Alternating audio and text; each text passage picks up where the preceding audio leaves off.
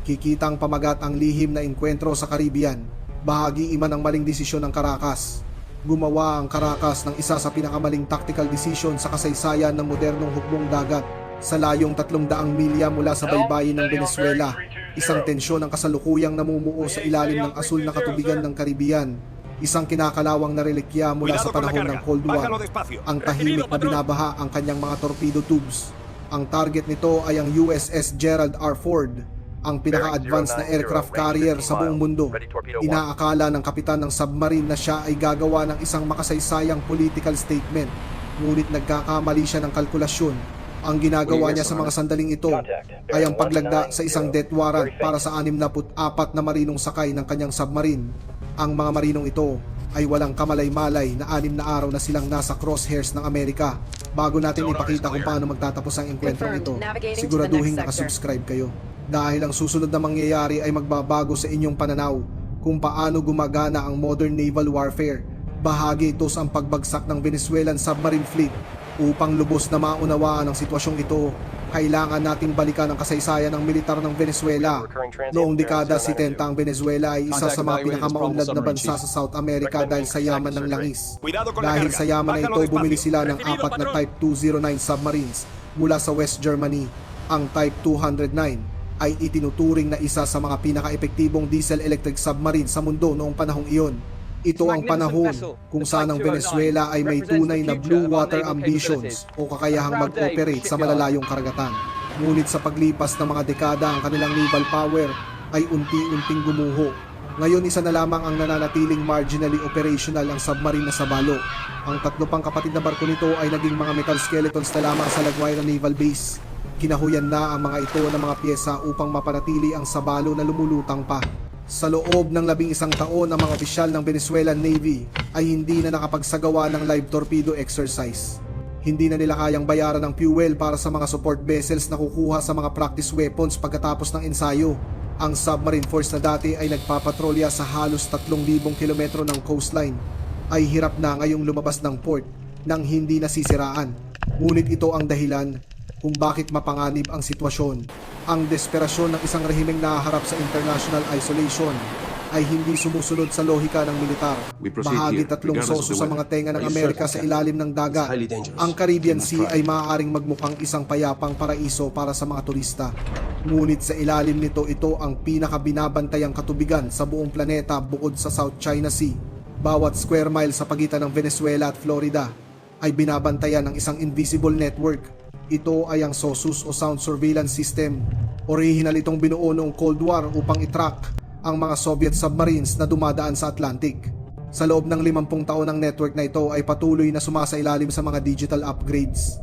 Ang mga passive listening areas na ito ay nakakadetect ng lahat ng tunog sa ilalim ng dagat. Kaya nitong marinig ang awit ng mga balyena hanggang sa ingay na likha ng mga kawan ng hipon. Nang umalis ang Sabalo sa La Guaira Naval Base, 4 na araw na ang nakalipas. Hindi nila alam na nabingwit na sila ng system. 17 magkakaibang sensor arrays ang agad na nakapagtala ng kanilang acoustic signature. Para sa mga American analysts, ang bawat submarine ay may sariling fingerprint na galing sa tunog ng makina at propeller nito. Alam na ng American intelligence ang crew roster, fuel capacity at maximum underwater endurance ng Sabalo bago pa ito lumubog sa tubig. Ang Venezuelan Navy ay kumikilos sa ilalim ng ilusyon ng stealth, ngunit sa katotohanan, para silang nagtatanghal sa isang entablado kung saan ang bawat upuan ay may nakaupong American analyst na may notepad. Bahagi 4 na Moon Esther, 4 versus Mike 48 ang agwat ng teknolohiya. Pag-usapan naman natin ang mga sandata na dala ng magkabilang panig. Ang Sabalo ay may dalang SST, 4 heavyweight torpedoes na gawa rin sa Germany. Noong 1971 ang SST 4 ay tinuturing na revolutionary dahil ito ay wire-guided. May manipis na copper wire na nag-uugnay sa torpedo at sa submarine upang kontrolin ang direksyon nito. Ngunit makalipas ang 53 taon nito ay maituturing na lamang na isang museum piece. Ang copper wire nito ay madaling maputol kung ang submarine ay gagalaw ng masyadong agresibo. Sa kabilang banda, ang Amerika ay gumagamit ng Mark 48 ADCAP o Advanced Capability Torpedoes. Ang mga ito ay tumatakbo ng higit sa 55 knots at gumagamit ng fiber optic guidance systems. Nilagyan din ito ng AI-assisted target tracking na kaya nang mag-isip ng mag-isa sa sandaling maputol ang wire Ang agwat ng teknolohiya sa pagitan ng dalawang bansa ay hindi lamang nasusukat sa mga taon. Ito ay nasusukat sa mga henerasyon ng engineering at science. Gayunpaman ang isang 260 kg warhead ay nananatiling mapanganib. Hindi tinitingnan ng isang pagsabog kung ang delivery system nito ay gawa noong 1971 o 2024. Ang tunay na tanong ay kung ang Venezuelan crew ay may sapat na oras upang makita ang impact ng kanilang sandata bago sila balikan ng ganti. Bahagi lamang ang defensive bubble ng US Gerald R. Ford. Ang USS Gerald R. Ford ay hindi naglalakbay ng nag-iisa sa gitna ng dagat. Ang proteksyon nito ay hindi lamang nagsisimula sa kung ano ang nakikita sa radar. Ang bawat carrier strike group ay nag-operate sa loob ng isang defensive bubble na umaabot ng 500 milya sa lahat ng direksyon. Ang unang layer ng depensa ay ang mga assets na hindi kailanman nakikita ng publiko. Ang mga Virginia-class submarines ay nagpapatrolya sa unahan ng carrier strike group. Gumagawa sila ng isang acoustic tripwire na nakakadetect ng anumang submerged contact sa layong 200 milya. Mula sa itaas sa mga P-1 Poseidon aircraft ay naghuhulog ng mga sonobuoys sa mga estratehikong grid.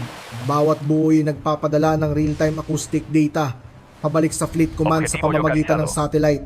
Ang mga Arleigh Burke-class destroyers naman ay may dalang SQS-53 sonar na nakakabit sa kanilang mga hull. Kaya nitong marinig ang ingay ng isang submarine kahit ito ay nagtatago sa ilalim ng mga thermal layers ng dagat. Ang ibig sabihin ng layer defense na ito ay walang makakalapit sa carrier nang hindi dumadaan sa maraming rings of detection. Ang bawat ring ay pinapatakbo ng mga specialist na sinanay na makilala ang banta sa pamamagitan lamang ng tunog. Ang Venezuelan captain na tumitingin sa kanyang periscope ay iisang target lamang ang nakikita ang Ford. Ang hindi niya nakikita ay ang 3 American submarines at 4 na aircraft na kanina pa nakatutok sa kanya. Bahagi 6 ang matematika ng pagpatay sa ilalim ng dagat. Sa mundo ng submarine warfare, ang tunog ay ang iyong pinakamatalas na pandama, ngunit ito rin ang iyong pinakamalaking kaaway. Ang tunog ay naglalakbay ng 1,500 meters per second sa tubig dagat. Ito ay 4 na beses na mas mabilis kaysa sa paglalakbay ng tunog sa hangin.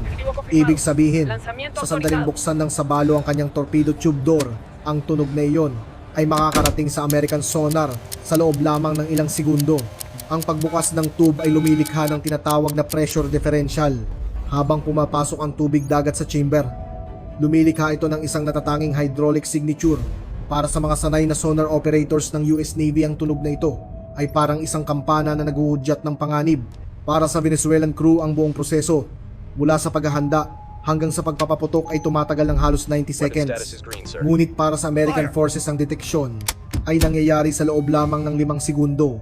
Ang classification ng banta ay tatagal ng 15 segundo at ang pag-assign ng sandata para sa counter-attack ay tatagal lamang ng 30 segundo.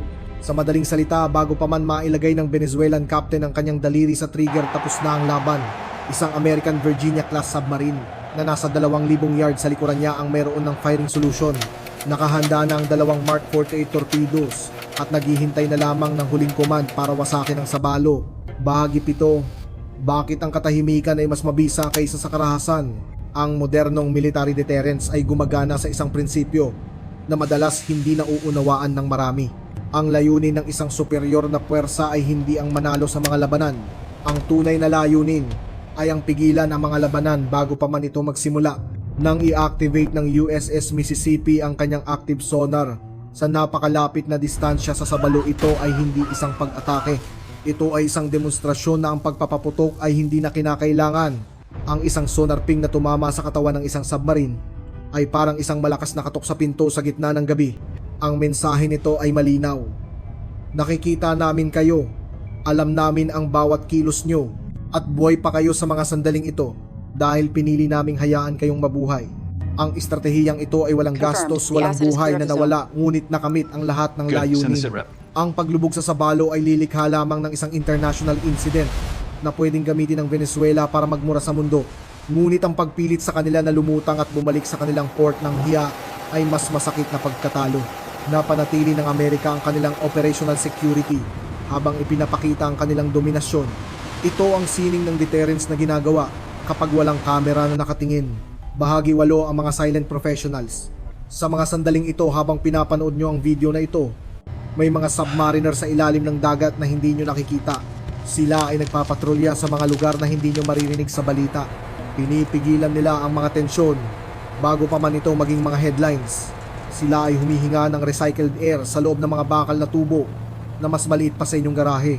Sinasakripisyo nila ang oras kasama ang kanilang mga pamilya upang kayo ay makatulog ng mahimbing sa gabi. Kung kayo ay nagpapasalamat sa mga silent professionals na pumipigil sa mga digmaan, i-click ang subscribe button.